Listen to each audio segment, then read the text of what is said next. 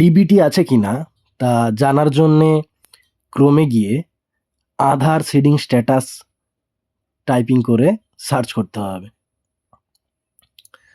Search করলে নতুন page খুলবে, সেখানে প্রথম অপশানে ইউআইডিএআই ব্যাঙ্ক সিডিং স্ট্যাটাস মাই আধার, এটাতে ক্লিক করতে হবে। ক্লিক করলে যে পেজটি খুলবে আধারের পেজটি, সেই পেজে ওপরে ডান দিকে লগ ইন অপশান রয়েছে, ওই লগ ইন অপশানে ক্লিক করতে হবে।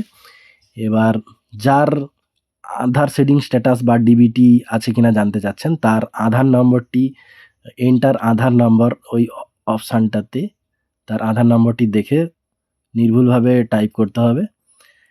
টাইপ হয়ে গেলে নিচের দিকে এন্টার ক্যাপচা লেখা আছে, ওই এন্টার ক্যাপচাতে যে পাশে ক্যাপচাটা দেওয়া আছে ওটা দেখে সুন্দরভাবে যেভাবে দেওয়া আছে সুন্দরভাবে দেওয়ার পরে লগ ইন উইথ ওটিপি অপশানে ক্লিক করতে হবে।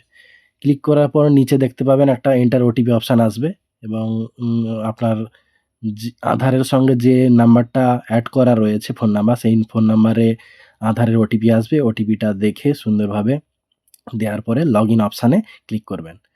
লগ ইন অপশানে ক্লিক হলে আবার একটি নতুন পেজ খুলবে এবং সেই পেজের মাঝের দিকে